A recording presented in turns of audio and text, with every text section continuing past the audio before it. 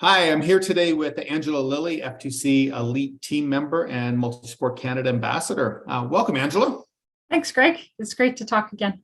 Yes, it's been too long since our favorite race Barrowman last year, so it's Yeah. been a while since we've got together. Just wanted to run over a couple different things. The big one is nutrition. Kind of the difference between indoor and outdoor. Still pretty big parts of the country are riding indoors at this point. Still a little bit of snow on the ground. So I wanted to kind of get your thoughts and feelings on some different aspects of training, like the different types of indoor training you do during the off season. What's kind of your regimen? What's your Yeah, I'm still actually doing a lot of indoor training. We just had a big snowfall 2 days ago and it's come and gone. So some of it is just the outdoors is too dangerous for me. And I'll also say that indoor training is just much more efficient.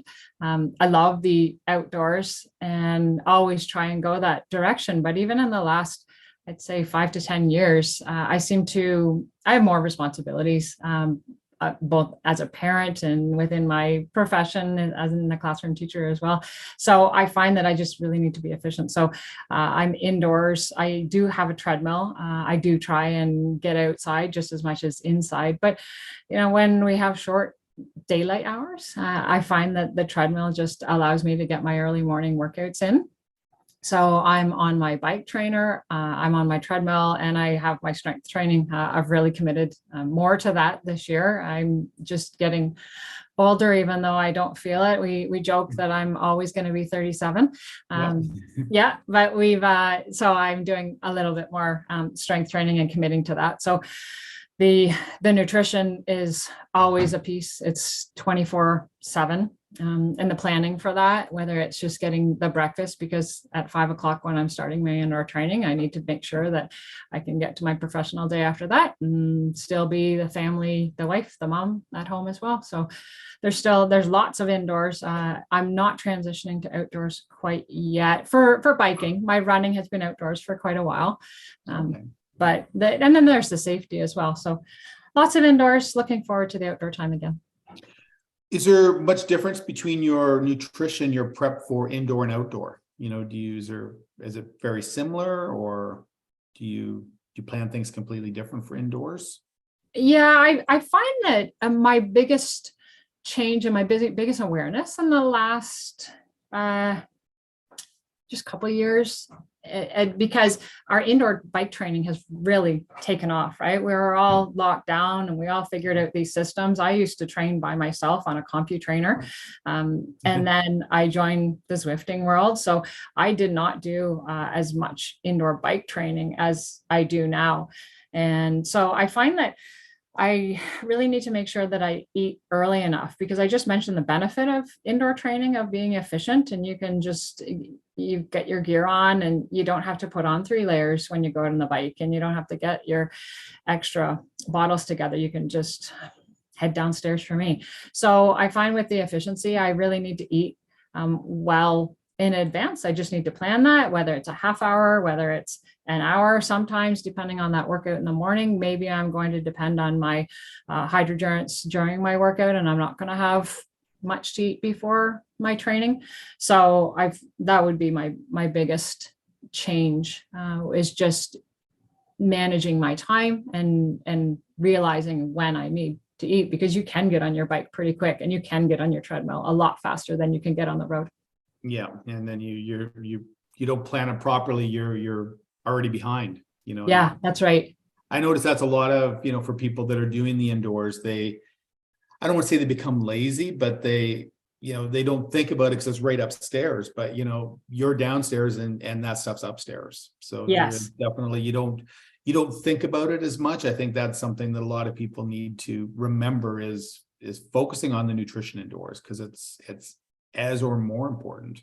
Yeah, and the time too. If I have some of my weekday workouts, they might be twice a day and they're 1 hour at a time.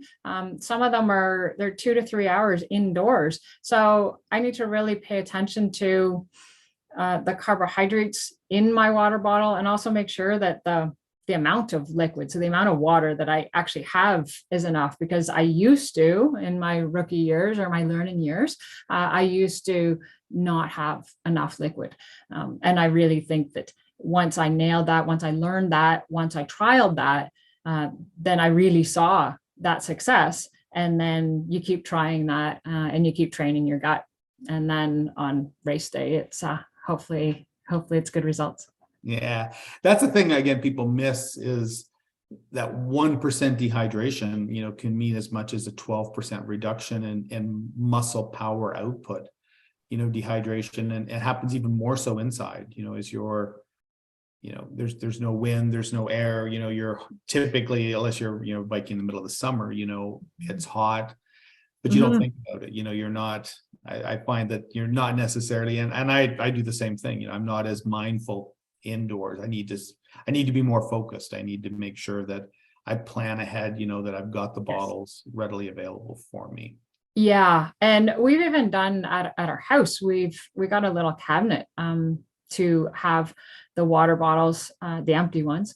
And then I'm very lucky that my family's good with me having a space in my fridge. And so I have that ready to go. But like you say, it's just really quick. So you can take off indoors.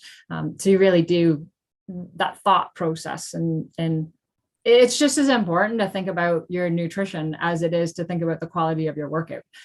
Yeah. Yep, exactly. You don't see the 7-Eleven, so it doesn't remind you I need to drink water, That's right. That's right. And I don't have anybody driving by me with the water bottle out the door. Out the window. Yeah. Saying, you look like you're perched. So I guess, when you prepare we've talked about, you're mindful about what you're doing. Electrolyte hydration strategies, are they for you vastly different between indoors and outdoors, or is your hourly inputs typically the same? I think so, other than truly the extreme heat with the sun. I've been very well educated. I love the research. I love learning more about how I can perform. So I really have a solid understanding, and have tried to have to keep the electrolytes with sodium and potassium and magnesium. So I'm trying to keep that for the what people call the off season, but the build season, the base season. So, and that's indoors. And then some of it is outdoors, and it's always in my water bottles. So even swimming, I used to go to the swimming pool with just a water bottle. I can fill up there, but I have a water bottle with my electrogens, because I know that I need that within my system to perform well. I might not have some carbohydrates, just depending on my set. If I do have a solid set, then I'm going to add some carbohydrates in there in the swimming pool. But back to the electrolytes, I always have it in the seasons, in the winter. So the indoors, I would absolutely say that I add a lot when I'm headed outdoors, whether it's the 2 or 3 scoops per bottle, because I know that sun is going to just heat me up, and I really need it on my run more than my bike. But I've kept kind of notes of successful workouts. Not every day. We don't have time to do that every day, but I have some notes to say, this was a really good workout. This is what I did. This workout was awful. This is what I missed out on. And so I can add that the electrolytes in there in those hot summer months. In Ontario, we've got some crazy hot summer days, July right through to September. Yeah.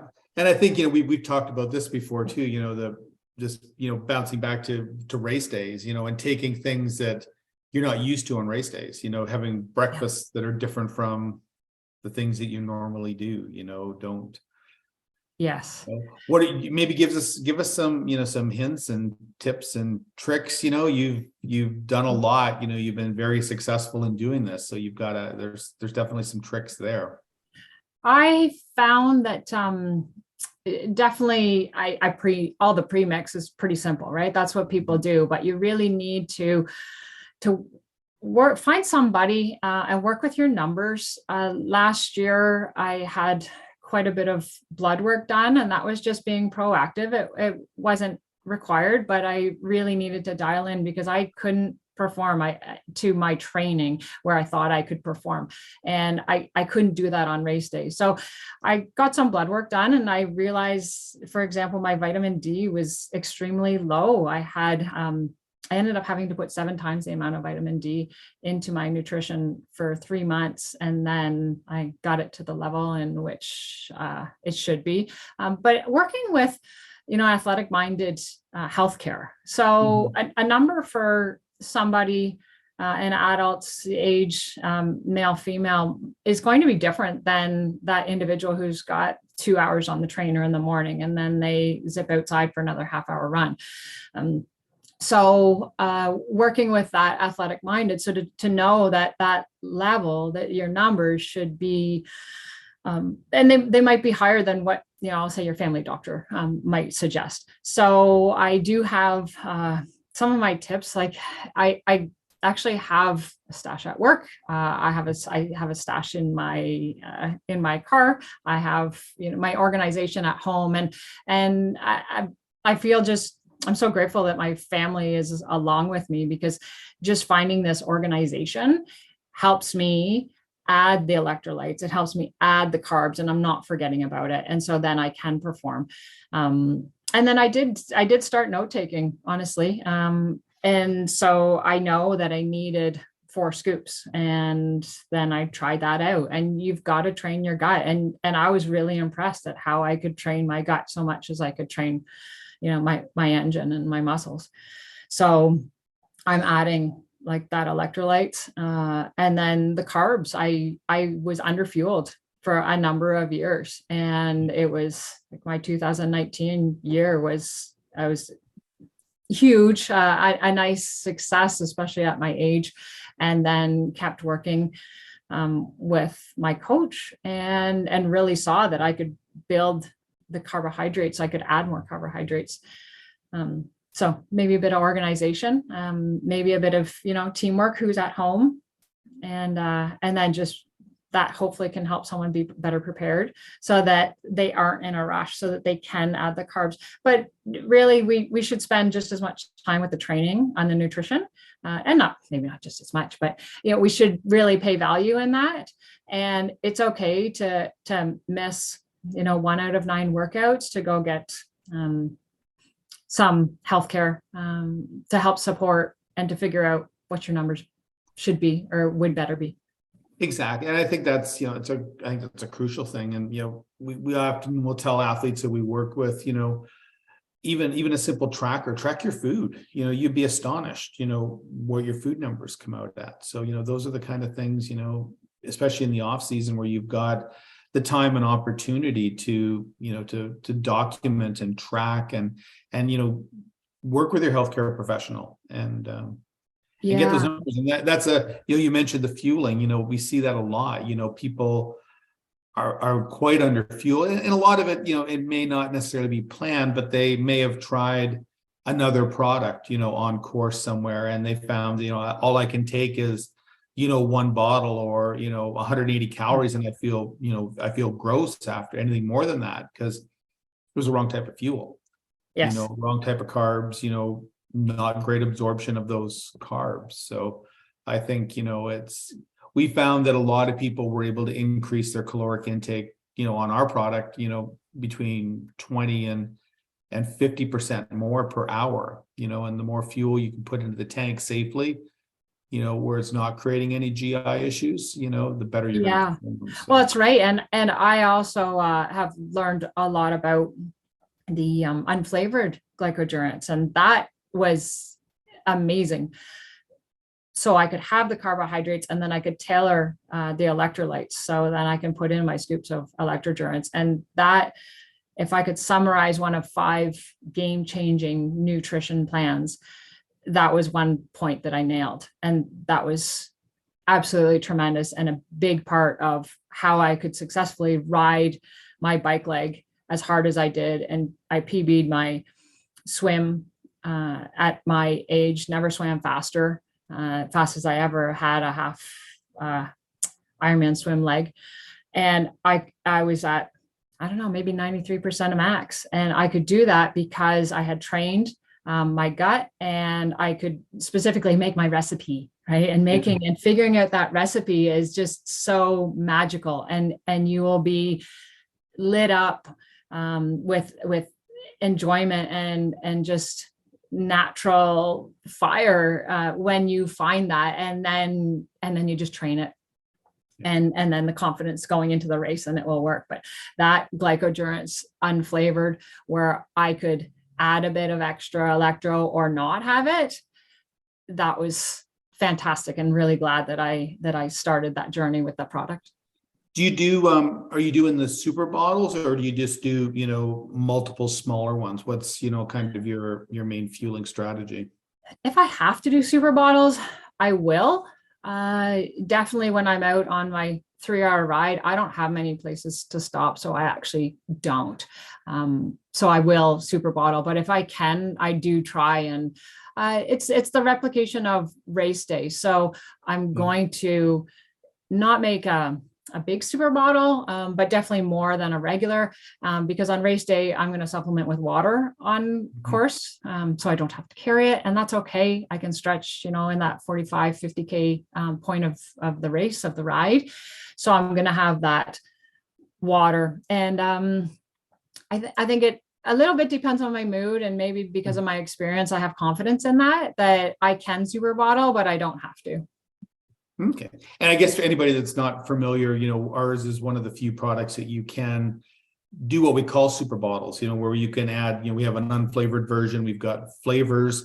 It allows you to fine tune, as you increase the calories in that bottle. You can put in 800 calories, you can put enough calories to do a full, half distance race That's in right. one bottle, and then just bring in, water like you do on course. And it Yeah. gives you that flexibility to know that, hey, I've got my nutrition. I don't have to necessarily worry about, grabbing at an aid station. Yeah. And I actually missed the aid station. I was going too fast. I don't at Worlds in Utah last year, and I actually missed the water. So I was still comfortable with what I had, which is why I don't always put all my eggs in one basket and do the super bottle. It just depends on where my comfort is. But then at the second aid station, I got enough water to just blend things in the stomach, because I only took 2 bottles, usually take 3.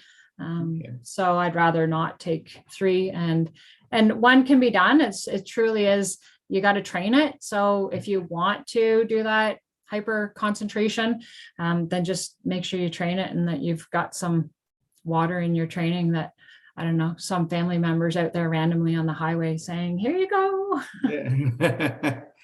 Excellent. Well, I really appreciate the time you spent with us today, Angela, and I look forward to seeing you this summer. Thank you. I really look forward to seeing close you. to us. So excellent. Thank you so much. Have a great day. Thanks, you too, Greg. Bye-bye. Bye-bye.